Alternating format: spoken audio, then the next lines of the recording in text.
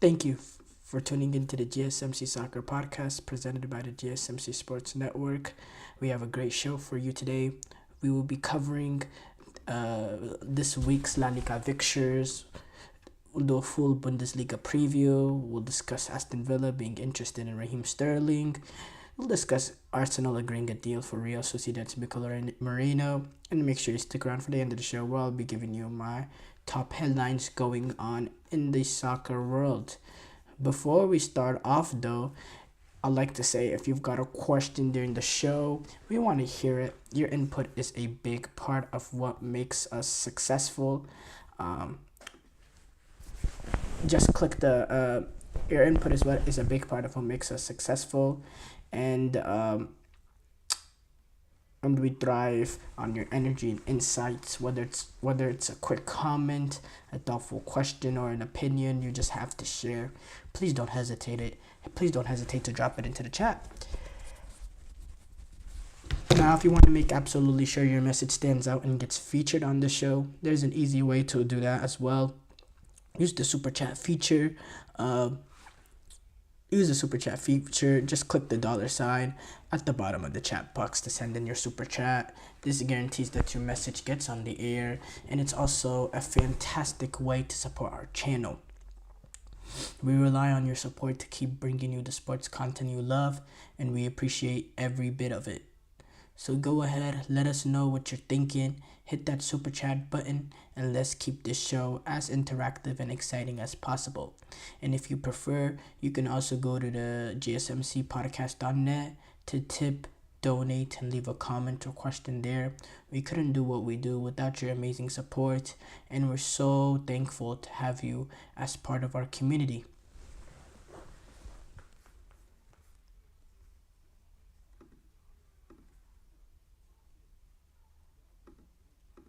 We have to start off though with our preview of this week's La Liga fixtures, and we have some interesting games happening throughout. We have some teams that are looking to bounce back. Talking about Atletico Madrid, Real Madrid, and Girona, all off of rather disappointing starts to the season, just based on the expectation of those clubs. But tomorrow's games, we have Celta Vigo taking on Valencia, and then in the later round, Sevilla taking on Villarreal. Celta Vigo, talking about the Celta Vigo Valencia game. Celta Vigo, they were able to win against Alaves in their opening match. Iago Aspas was able to get the late goal to win it in the 84th minute.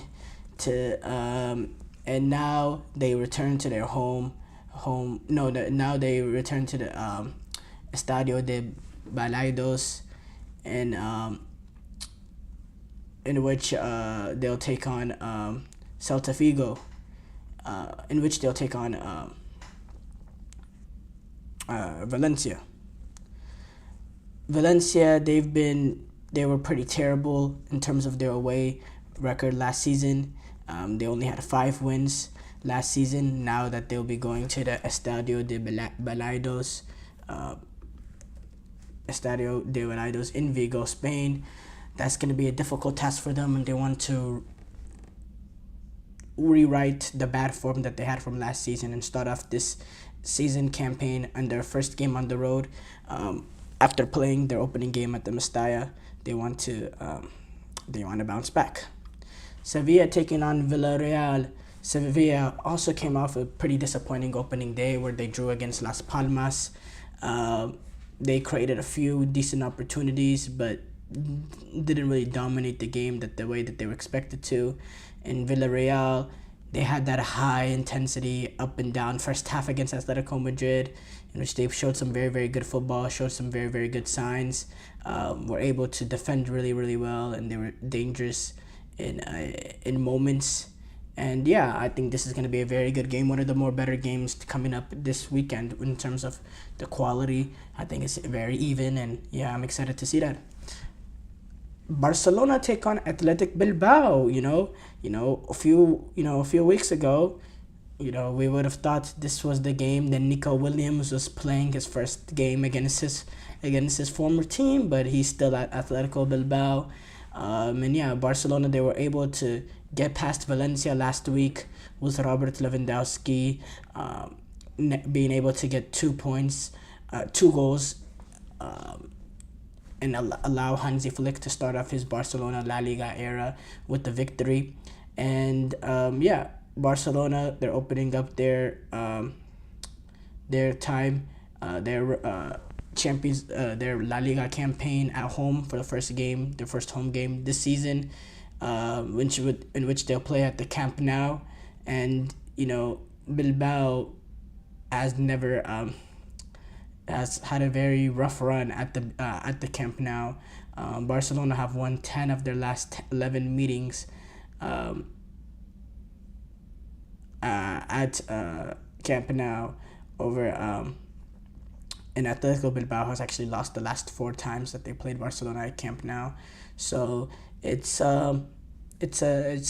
something that Bilbao is a little bit out of their comfort zone, but we'll see. This is a restricted Camp Nou. The fact that they still have construction and they can't completely fill the stadium, but it's good to see Barcelona back at the Camp Nou. Getafe take on Rayo Vallecano. Getafe actually has a crisis in terms of they have a few players available for selection. So the fact that they were able to draw Bilbao in the opening game was great for them. But and then Rayo Vallecano, they had that impressive result against Sociedad, being able to get that 1-1 result despite having very little of the ball. So interesting game coming up here, and I'd probably slightly I'd favor Vallecano because I thought they were pretty impressive in terms of their ability to defend against Real Sociedad, and I think they'll have a lot more opportunities going up against Getafe. So yeah, that'd be very interesting to watch.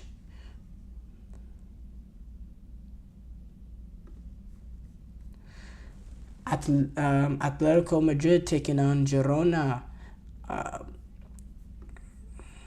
Where are we at in terms of time? Okay, we gotta go faster. Atletico Madrid taking on Girona. Atletico Madrid, they have they had their big press conference where they announced a lot of the where they announced the new signings. I know Julian Alvarez already had his debut, but his announcement came today as well, with Conor Gallagher and a few others in this huge show. Now it's time for Atletico to get the results after an opening day disappointment. Girona also were able to only get a point in their first week against Betis, a hard fought point. But Atletico Madrid, they've spent some money. Alexander Sorlos, he's already getting on the score sheet for them, getting the goal in that opening day against Villarreal. Julian Alvarez, he came off the bench to play in the last 15 minutes. I expect him to have a bigger role in this game. And yeah, Atletico Madrid, they have won 16 of their last 19 games at the Metropolitano last season. So yeah, I mean, I expect Atletico Madrid to win, but it's gonna be a fantastic game to watch. Real Madrid, they take on Valladolid. Valladolid in this game, they're coming off that opening day disappointment. Now the big storyline here is they're opening up their La Liga campaign at the Bernabeu. This is actually Mbappe's first game that he'll be playing at the Bernabeu. So a huge storyline there. Mbappe getting to play in front of his home fans, this home stadium, for the first time ever in his career. And it's going to be an interesting game. It's going to be an interesting game because, we want to see how does Mbappe, Rodrigo, Vinicius, how can they have more cohesion than what we saw at that opening game against against Mallorca. We want to see a little bit more cohesion. We want to see a little bit more fluidity from them. We want to see a little bit more balance in the way that they go about it. That's going to be very, very fabulous to see. I'm very looking forward to that. Valladolid, they're coming off their opening game of their La Liga campaign, in which they were able to defeat Espanyol behind the goal with Raul Moro. The only shot on target that they had in the entire game against Espanyol. But now, they did that at home. Now they have to go to the Bernabeu, which is, never an easy task for a team like Real Valladolid. But I have to say, I definitely am favoring Real Madrid in this one, just because the quality of Real Madrid. Other games I'm not going to go too much in depth on. Osasuna, they're taking on Mallorca. Espanyol, who I was just talking about this past segment, they're taking on Real Sociedad. Leganés is taking on Las Palmas.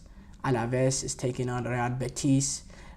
These second match days, they're going to be critical because, for teams, every single week matters. In La Liga, in Premier League, in these top European leagues, every single week matter. You find yourself at the end of the season, and you're saying, "Oh, we could have picked up 3 points." You're looking back to the start of the season, in which you didn't get off to the right start, and it took you a while to get momentum.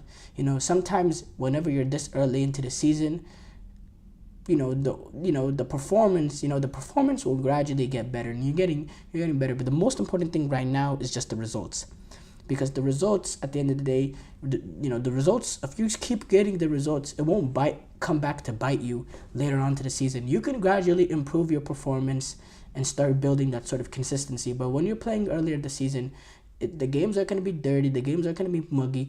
It's just based on, do you have the bottle to get the results?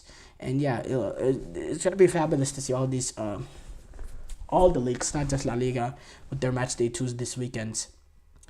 Especially with a lot of teams playing their first home game, or all the teams playing their first home game of the season.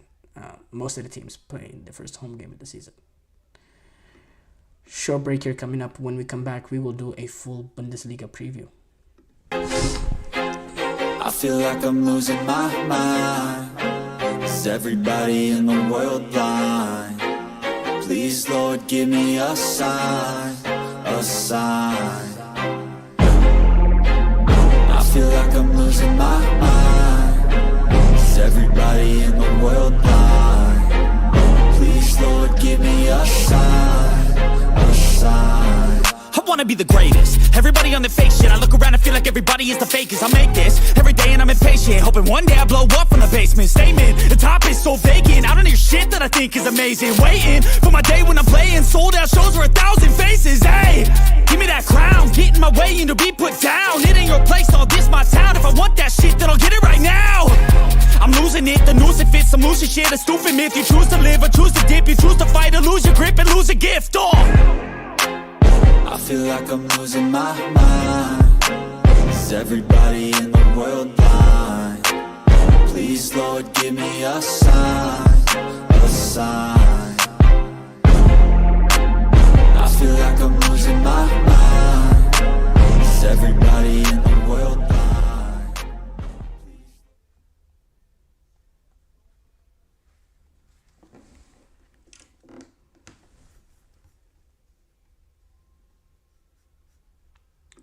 Welcome back to the GSMC Soccer Podcast. Before the break, we previewed this week La Liga fixtures. We move on to do a sort of full Bundesliga preview of this season's campaign. With the fact that the Bundesliga will be kicking off tomorrow, we're all excited for it. We got a good game also tomorrow, and we got the defending champions taking on the annual edition of the defending champions playing the first game of the Bundesliga season. And they'll be taking on Mönchengladbach team this time around. And it's great to see the Bundesliga back. And in my opinion, I think this will be one of the more what's the way to put it? One of the more fascinating coming down to the wire sort of season. Spoiler alert: I don't quite think that that they'll be able. Leverkusen will go unbeaten again. I don't see that happening. Now, I mean, that's just a remarkably difficult thing to do. Go unbeaten in 2 campaigns in a row. But I don't see Leverkusen having a big drop off in the fact that they were able to retain many of their important pieces. Florian Wirtz, Jeremy Frimpong, the biggest one of all, their manager, Xabi Alonso, their manager that got them playing the sort of way that they've been playing right now. You see Florian Wirtz, he has a little bit of a chip on his shoulder at the European Championship. He had a pretty decent European Championship, but he got benched throughout the European Championship by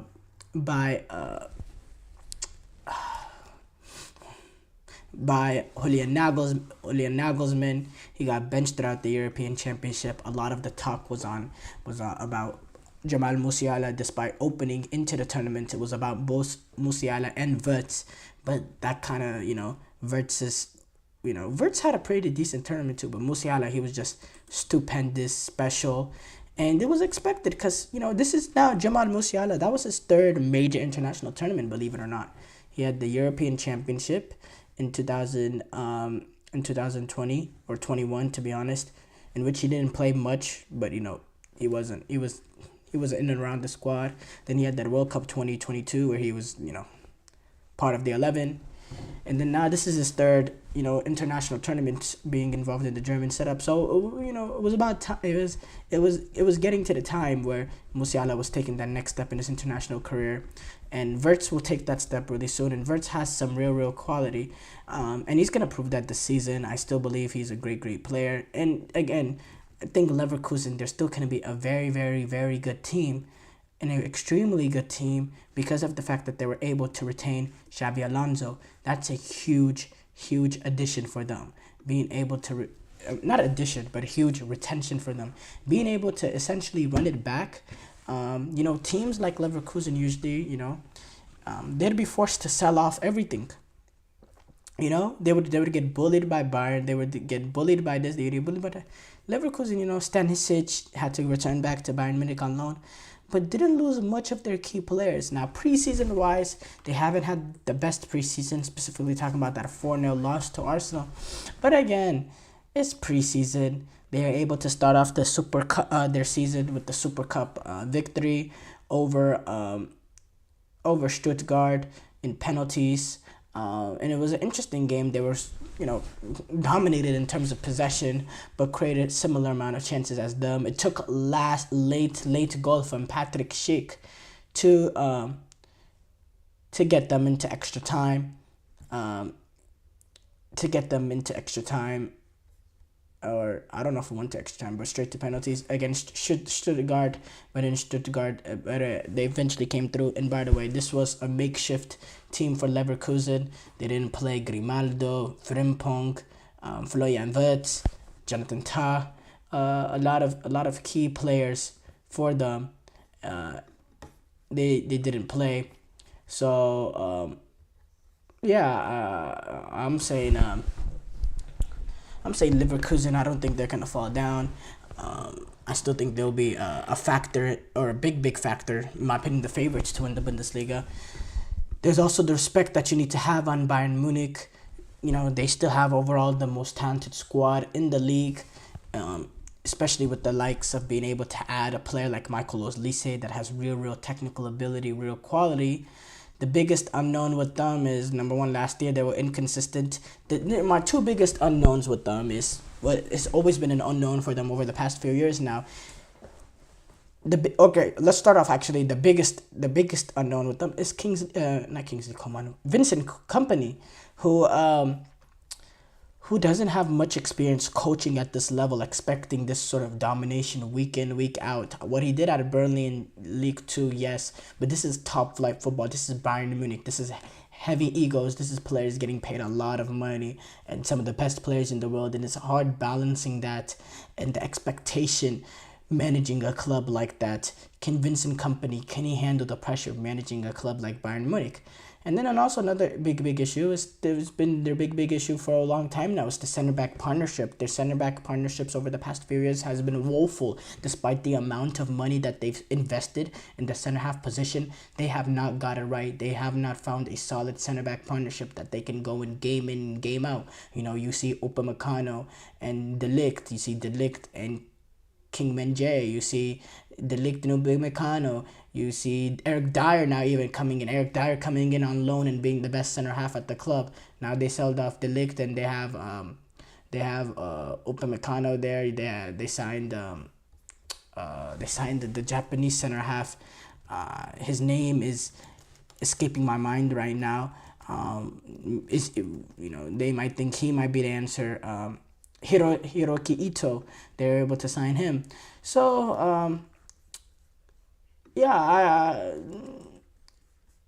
It's interesting.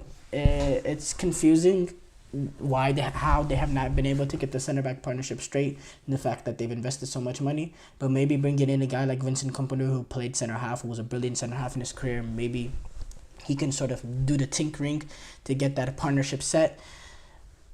But, who knows? That's my two biggest concerns with Bayern Munich. I think attacking-wise, they have huge quality now, huge technical ability with a guy like Michael Olise coming in. With Sane, what he can do, what he is and what he isn't. Kingsley Coman, the pace, the verticality. Serge Gnabry still involved. Harry Kane, obviously, being the striker. But again, there's deficiency. Now, I think João Palhinha coming in as a guy that can sort of help control the midfield and keep the engine steady out of Bayern Munich, and I think that's also going to be a good addition as well. But did they do enough to bridge the gap with Leverkusen, and are they able to go as high enough as Leverkusen is dropping at the same time? Because Leverkusen was here and Bayern were here. Bayern were here, Leverkusen was here. And there's I don't even know, can you see that right there, what I'm doing? Okay, let's see. Leverkusen is here and Bayern is here. Bayern, they did enough to add. I don't think they've done enough to get to Leverkusen's level, what the word Leverkusen last season. But did Leverkusen drop enough to where, Bayern has done enough to beat what Leverkusen is this season? We don't know. That remains to be seen. I still favor Leverkusen. I don't think there's a huge drop-off there, even though I do think Bayern is a little bit better than what they were last season. But again, we have, it's an unknown with their managerial issue. And then you got the likes of, I think Leipzig will finish third. By the way, that's my first two. I think Leipzig will finish third because I think what Leipzig has been able to do, they're on a steady progression now.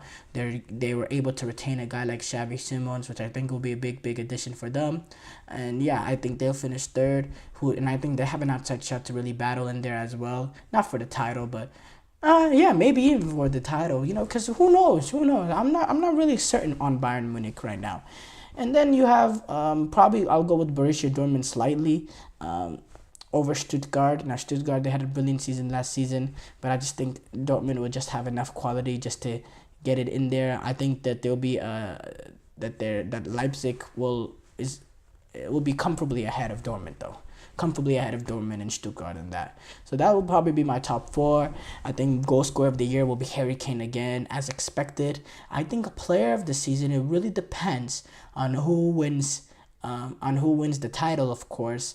And if Bayern Leverkusen wins the title, I think player of the season will go to Granit Xhaka. I think Granit Xhaka will get the adulation that he really deserves this season, because I think he's a really good player and has been a big part of what Leverkusen has been able to do.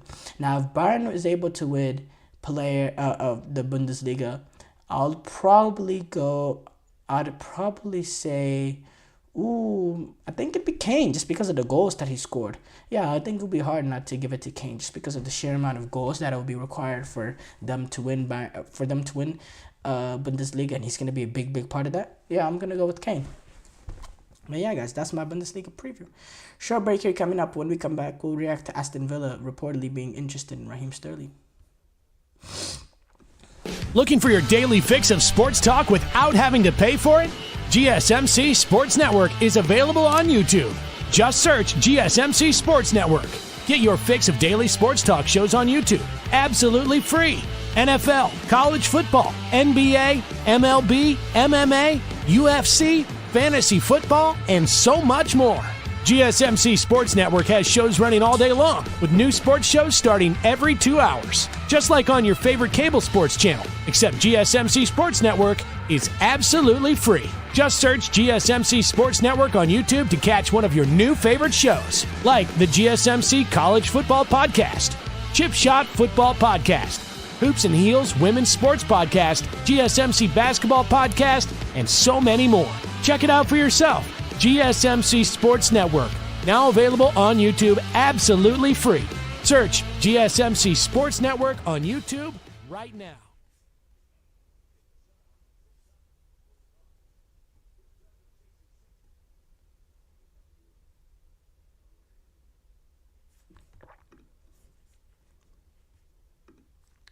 Before the break, we talked about. Before the break, we did a full Bundesliga preview. We move on to talk about Aston Villa. They have reportedly shown interest in Raheem Sterling. After Sterling, Sterling was left off the squad for Chelsea's opening Premier League day fixture against Manchester City. Completely left out of the squad, or wasn't even on the bench. And then today he was also left, or it was announced a few days ago, because for Europe they have to announce it days ahead. But he was not part of the squad that took on Servette in the UEFA Conference League playoffs. In which, by the way, I didn't speak of this. Chelsea actually defeated Servette 2-0. Didn't watch the game I watched the game, but didn't really get to do a proper analyze the game afterwards. Yeah, they were able to win. Nkunku got the penalty, was able to take advantage of a penalty in the 50th minute, and then Madueke scored a goal in the 76th minute. You also had a ridiculously bad miss from Mark Guille, not Gay, but Guille, new Spanish signing, 18-year-old. Yeah, it was a bad miss. Really bad miss. Essentially missed an open goal. Really, really, really bad. But they were able to get the job done, but it was really boring watch. A lot of possession, but no real penetration. And yeah, it was a hard watch. It was a really, really, really hard watch. As a Chelsea fan, this is a team, that's has accomplished some highs. We've won 2 Champions Leagues. Won one just a few years ago now, and now we're playing in a playoff to get into the UEFA Conference League.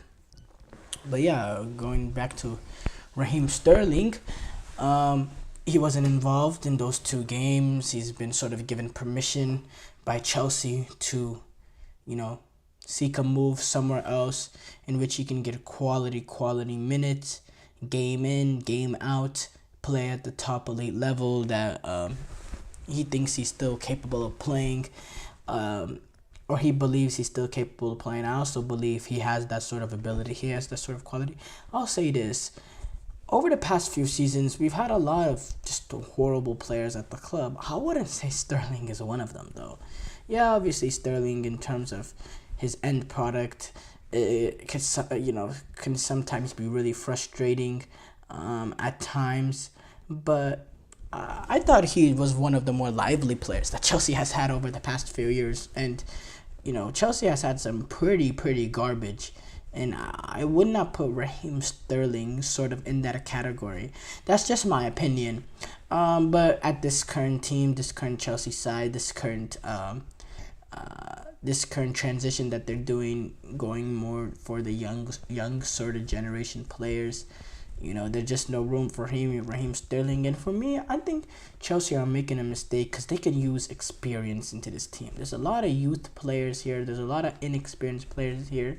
That's why I was, for me, all these signings that they're making are just like a Pedro Neto, this, that. I think a signing that would have been brilliant for them was if they were able to get the guy like Gundogan that provides experience, someone that can control the ball, compose the midfield, dictate tempo, and just be that experienced player in the team. Now, obviously, I don't think Gundogan would ever want to go to Chelsea because of the situation Chelsea find themselves in right now. But I think that signing would have been a lot more beneficial than Pedro Neto. That's 60 million player. That we don't even know how we're gonna get him onto the pitch. Chelsea has, and Gundogan would have definitely been a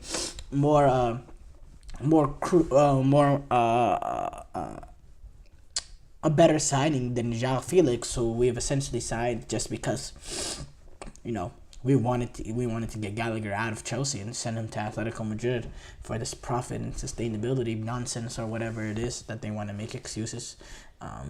Chelsea want to make excuses over selling their best players. But yeah, with Sterling, now the fit with Aston Villa makes I think the fit to Juventus makes a little bit more sense for me for Sterling because look, Aston Villa, they're a good team. This is from Sterling's perspective why I believe the move to Juventus would be better for him. Because look, Aston Villa is a good team. They're in the Champions League. They're going to be competing. They start off this campaign in a very impressive win going away to West Ham to open up their season. But it doesn't really have the appeal of the Juventus shirt. Playing at Juventus, playing in Turin, the old lady, have real history, have real pedigree. If you can be part of the Juventus team that transitions out of the funk that they're in right now and be a part of this Juventus team that takes that, that gets back to the highs, that's something that could really be on Raheem Sterling's legacy.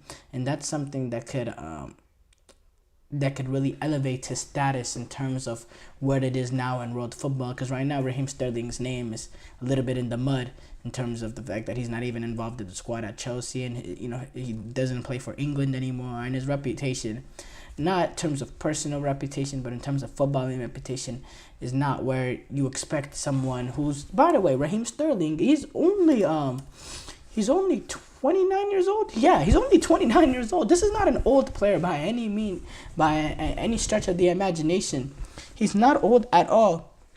And I think going to a club like Juventus, he's going to be competing in the Champions League. They got an outside shot to also battle in Serie A this season with Thiago Motta. There's a forward-thinking process there. He'll go into Juventus, will be the starter, play game in, game out, be one of their more dynamic players. He'll be coached brilliantly that can get the best out of him. I think for Sterling, the better move for him would be Juventus now. He's never made that move overseas, so maybe that's something that might be a little out of his comfort zone. I don't know. That's, that's for Raheem to decide, to tell us. But for, on Raheem's side, I think the better move for him would be Juventus because he'll be getting quality minutes there as well. Now, Aston Villa, will he get in right away? Will he get into that team? Will he get in? I think he'll make the squad better, but Aston Villa, they find a solid formula playing Ollie Watkins, Leon Bailey. Can he get it? Can he find himself in there, with the fact that, Watkins, Bailey, Rogers, Tielemans, McGinn, Onana, that sort of being the attack midfield? Is Raheem Sterling automatically go in there and be, Jacob Ramsey also being involved as sub, Jean Duran, who the Colombian striker who's not who's trying to get who's been sort of rumored to be on the transfer radar, still at Aston Villa. Does he go in straight into the team against a team and against go straight into Unai Emery's side at Aston Villa? I don't think so. I think he goes straight into Juventus because you see Juventus, they lack that sort of real quality, real dynamism, real verticality. You have that from Watkins and Bailey to an extent at Aston Villa. And for Aston Villa, do you want to get a guy like Raheem Sterling on the amount of wages that he's on right now? Raheem Sterling, we've seen what he did already at Chelsea, not being involved in with the comments that came out of his representatives. Is that something Unai Emery wants to deal with as well? You know, we go back Aston Villa. You know, is this the sort of profile Raheem Sterling that takes them to the next level in terms of, you know, competing? How can Raheem Sterling really take them to the next level in terms of, will he assure them top 4 again this season? Will he allow them to be a little bit more threatening in the Champions League? Is it worth the wages that's going to be involved? You're going to have to pay a fee as well for Raheem Sterling because he is under contract at Chelsea. That's something that Aston Villa needs to decide for themselves, because I think Aston Villa has a great formula right now, a formula made for success. Real quality. They're coached really, really well. They're all tactically very astute. So I don't know, but for me, I have to say Juventus is a perfect move for Raheem Sterling. I have to say, perfect move for Raheem Sterling. I think it's perfect for Juventus as well, because they could use that sort of dynamism, that sort of electric nature to Raheem Sterling that he'll provide, the verticality he'll provide. But for Aston Villa, I don't see that sort of. I don't think it's as good. I don't think it's a horrible signing, but I don't think it's as good as Raheem Sterling would be to Juventus. I think that's a match made perfect for both of them, for both sides there. Short break here coming up. When we come back, we'll react to some of the top. We'll actually react to Arsenal getting a deal for Real Sociedad's Mikel Merino.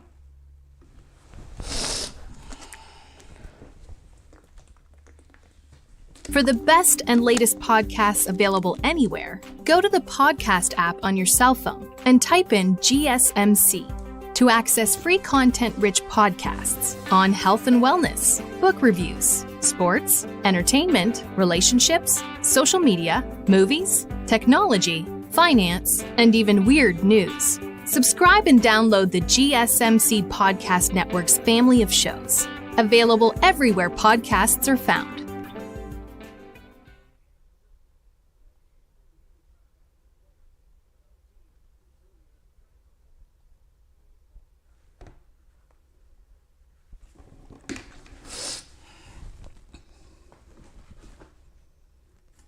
Before the break,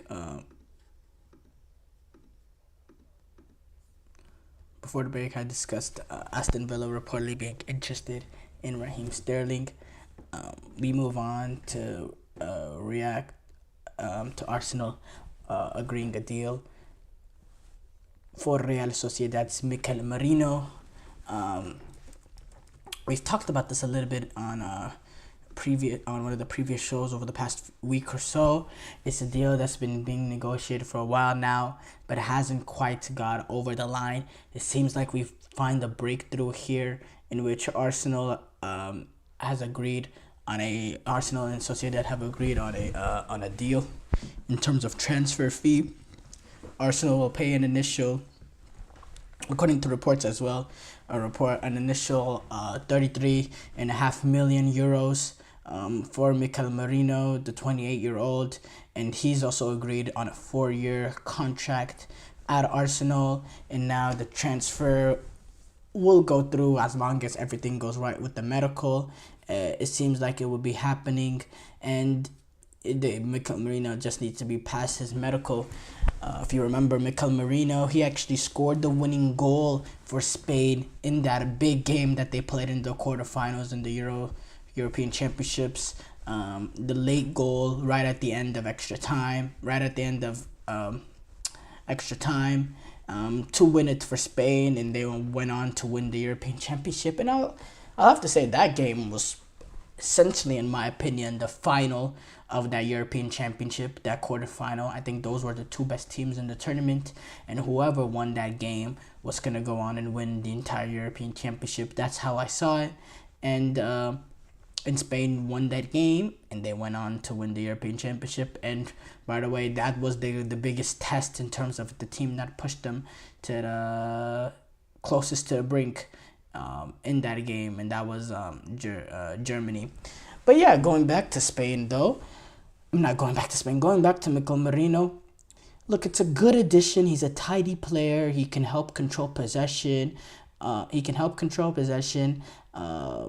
He's good on the ball, has real quality, also has that ability to be a threat in terms of his set pieces because of his nature being 6'2", 6'3". He scored the goal that I was talking about against Germany in a header, making one of those hard, because he makes some runs that are hard to track because they're those late sort of runs, and he finds himself in good pocket of spaces, and he also has ability. By the way, Merino also has some Premier League experience.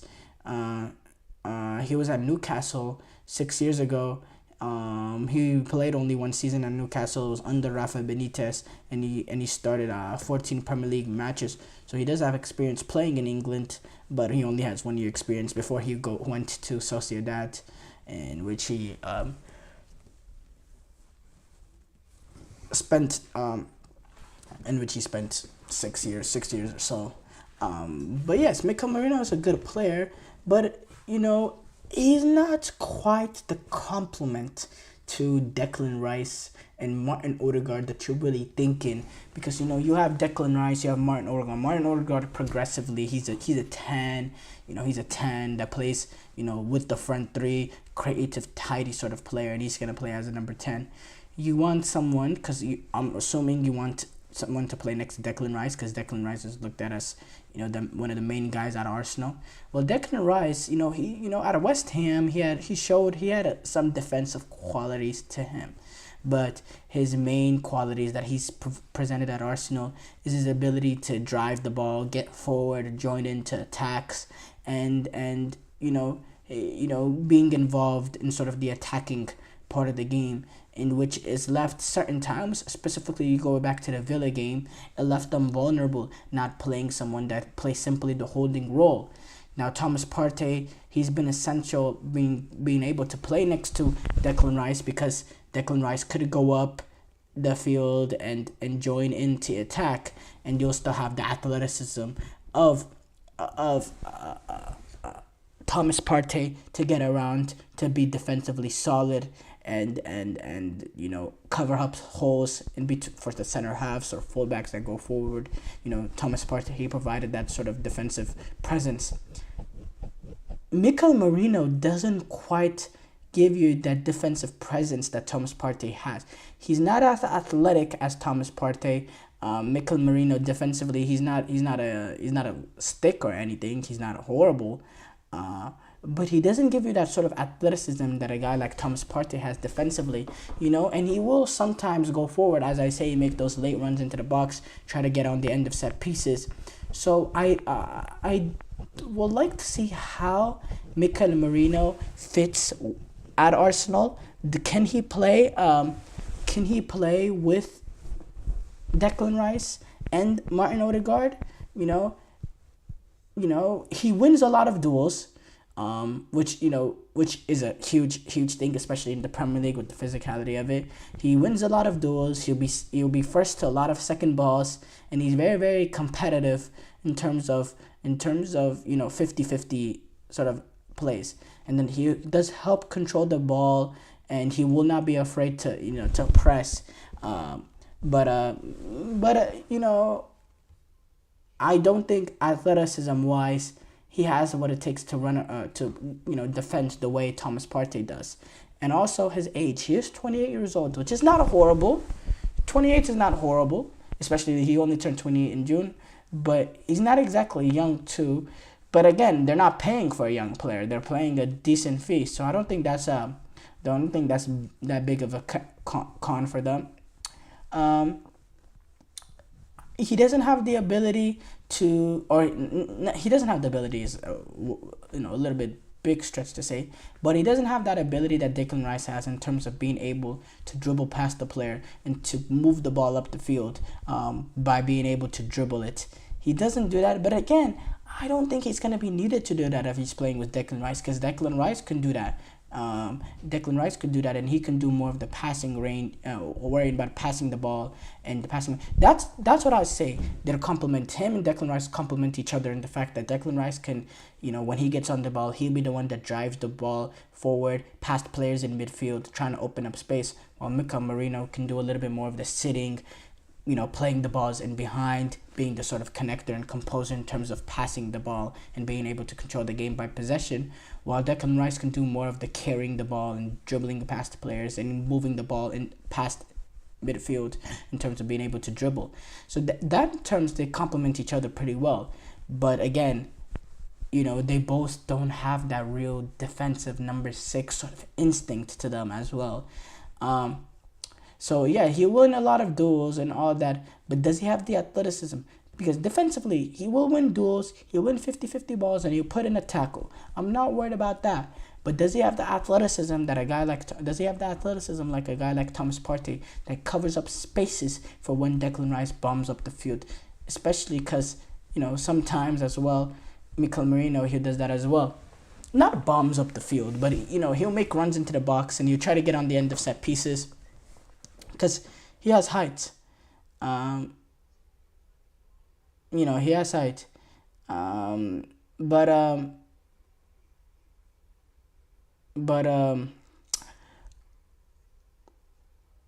will this push Arsenal into, past Manchester City? The combination of him and Calafiori, does it make them stupendously better than what they were last season? I don't think so. I think last season that they were really, really, really great. And I don't think... Again, I've said this many, many times. Arsenal were great last season. And Arsenal were a title-winning team last season. But they're just running to a juggernaut, Being great is not good enough to win the Premier League nowadays. You have to be stupendous. You have to be, phenomenal, unbelievably great. Arsenal were great last season, and great is just not good enough to win. Great is just not good enough. Arsenal weren't really good. They were great. They were amazing last season. The amount of tally points that they have, this craziness that we've seen from Manchester City over the past few years, the amount of points that they got last season will be enough to win most leagues. But again, you have a team like Manchester City doing what they do. The biggest concern for Arsenal is Manchester City. It's not, there's no holes into the squad. There's no holes in terms of, how many games did Arsenal have last season where they won 5-6-0? There's no issue in terms of the squad. There's no issue in terms of the talent. The quality is there. They're coached brilliantly by Mikel Arteta. 89 points, 28 games. They won. They lost one game in 2024 last season. You shouldn't have to go unbeaten in a whole half of the season to just win to win the Premier League. I mean, that's essentially what they had to do. 89 points. 89 points, 28 wins all season. 28 wins, which is actually the same amount of wins that City had. 28 wins, but couldn't get it done. I mean, it's, yeah, that's what it is, though. Short break here coming up. When we come back, we'll discuss some of the top soccer headlines going on in the soccer world.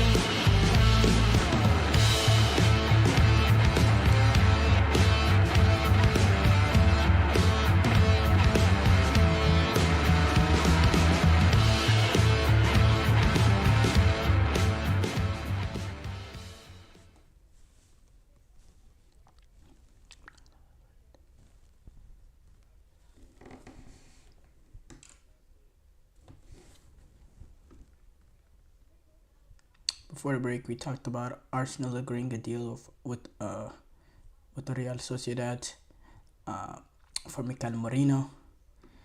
We move on to react to some of the top soccer headlines, and we gotta start off with some interesting developments. Well, we knew what was going on, to be honest, over the past, with the Courtois Belgium situation. But it was really confirmed for us today. Courtois saying, "I won't play for Belgium under the current coach." Thibaut Courtois, a Real Madrid goalkeeper, came out in a sort of social media post basically saying he won't be returning to the Belgium national team while Domenico Tedesco remains in charge, which is not a retirement, by any means. It's not necessarily a retirement, but it's he's not playing. He's not playing for Domenico Tedesco. Courtois, he was out for a majority of last season because of the ACL injury, and he was left off. He was not involved he was left off the Euro 2024 squad for Belgium, despite that he played in the Champions League final for Real Madrid. And Courtois came out in a statement on Instagram. "Unfortunately, following the events with the coach and after much reflection, I have decided not to return to the Belgian national team under his management. In this matter, I accept my share of responsibility. However, looking forward, my lack of confidence in him would not contribute to maintaining the necessary atmosphere of cordiality." Courtois, this is a player that has a huge experience of Belgium, playing 102 caps for Belgium. In 2023, in one of their camps, their European Championship qualifying camps, Courtois had a very public falling out with Tedesco after he left the squad because of him not being selected as a captain post Eden Hazard retiring from the national team. Tedesco came out saying Courtois left abruptly because of the fact that he didn't really feel respected within the team. And then Courtois came out and basically accused Tedesco of being a liar, saying he denying those claims, and said he had an issue with his knee. Courtois continued on with the statement. "The federation, with whom I've had several discussions, accept my position and the reasons that led me to this painful but coherent decision. I regret possibly disappointing some fans, but I'm convinced that this is the best course of action for Belgium, as it closes a debate and allows the team to focus on pursuing its goals." Belgium, they ended up reaching the quarterfinal or the round of 16 of the European Championship, in which that they were beaten by France through a winning goal from, I believe, Colomwani, a deflected goal, as always. France with their own goals and penalties they had like 2 open goals the entire tournament or something like that. But yeah, they were eliminated by France in the round of 16 at that European Championship. And Ali Katsia, Saudi League goalkeeper Kion Casteels started those games for them. And yeah, it was but for me, the Courtois situation, it's really ugly, really disappointing if you're a Belgian fan. I can't say I've been the biggest fan of Courtois over the years. Me being a Chelsea fan, I've always called him, an animal that I can, an animal. I'm not gonna call him that right now, but it's an animal that's been referred to call people that are disloyal. I think you get the hint there of what I would call him, and I still do to an extent. The way he behaved trying to get that transfer just really rubbed me the wrong way. And yeah, I've never been a big fan of Courtois. Brilliant goalkeeper, extremely talented, extremely talented. But some of the personal things, we know the issue with Kevin De Bruyne, which we'll not go into details, but it's out there. It's evident what's happened. It's been confirmed. I'm not the biggest fan of Courtois personally, and I think from this situation, from the outside looking in, it just looks like a player that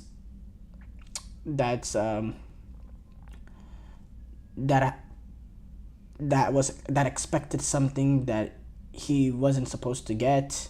In my opinion, I don't think he's a captain. Sort of, he has experience, he has age, he's a brilliant goalkeeper, but that doesn't essentially make you a captain and make you a leader. Kevin De Bruyne, he captained them this European Championship, and he was a leader. You could see, they didn't have a successful European Championship, but you could see he was the leader. They gravitated towards him.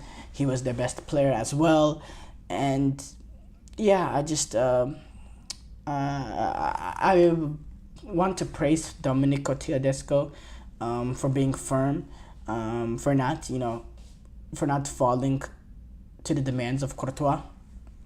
And yeah, if that means Courtois doesn't play for Belgium, then that's just something Belgium need to wrap their heads around. The time of them competing for trophies in terms of international trophies was long gone either way. So I don't think it's the biggest loss for them. Dybala, he is going to stay at Roma. He has rejected the big Saudi League offer, the $83 million Saudi League offer. He announced this on Thursday that he was going to remain at Roma, and it ended ending all the speculation that's been involved. Al Qadsiya wanting to get him. There was reports that said he turned down an offer of $83 million, 75 million euros over 3 years. And yeah, he said in an Instagram post, "Thank you, Rome. See you on Sunday." It's good for him because I still think he's at the level to play top football, and I want to see him do a little bit more before he goes and chases the money in Saudi Arabia.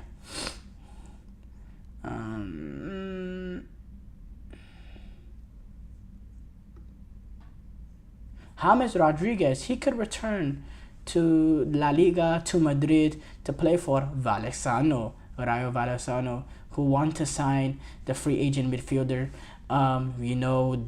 The amazing Copa America that James Rodriguez had, not just being a leader, but showing his quality, showing his ability. Still at this age, being able to be that sort of old school number 10 that we don't see much in this day and age. His brilliant ability to put in a set piece, which will never go away even with age. And that caught the eye of Rayo Vallecano, and they're eager to sign him. He's going to be used to, he's been living in Madrid before. He's used to the city. He knows his ins and out around the city. So I think that'd be a good move for both sides. It could, James Rodriguez returning back to play top level football. And I think he would welcome it. Sources say he'd welcome going back to Madrid, playing for Vallecano, even if it's at a reduced salary. Now, the big thing, the big gap into, the obstacle in this is La Liga. They have their weird salary cap, economic control sort of issues, and Vallecano, it's going to be a difficult thing for them to make the numbers work. But, but we'll see. I think it'll be a good for both. And sources say that a deal with Vallecano is nearing the final stages. So, yeah, we'll see. We'll see if it goes through. Rodriguez, he played at Sao Paulo last season, but he did not sign a new contract to remain with Sao Paulo. And, he's had an interesting career post Real Madrid. He played at loan for Bayern Munich, and then he went to play Everton to play under Carlo Ancelotti. Then he played, I know he went to Qatar, but he also played at Olympiacos. I don't know where he went first, if he went to Qatar, then came back to Europe to play Olympiacos. Yeah, he did. He went to Qatar, and then he came back up to Europe to play for Olympiacos, then played Sao Paulo. So this is something he's used to, leaving Europe, then coming back. He's done it before, so, maybe it's time for he wants to do it a second time. I don't know, but But I'd like to see James back playing in top sort of league football. I think he showed at the Copa America he still has what it takes. Enzo Maresca, despite, came out after their win in the press conference after they beat Servette 2-0, saying the wait was important after they lost their first game to Manchester City in the opening game of their Premier League campaign, but they still need to learn. They still need time to learn despite winning the game. Which, that's again a lot of bluff. But yeah, thank you guys for tuning into the GSMC Soccer Podcast presented by the GSMC Sport Network. Your support means a lot to us, so please remember to subscribe to the show and leave a positive review. It really does make a difference. We also invite you to follow us on Facebook, Twitter, TikTok, and Instagram for more content and updates. So thank you guys, and have a wonderful, wonderful day.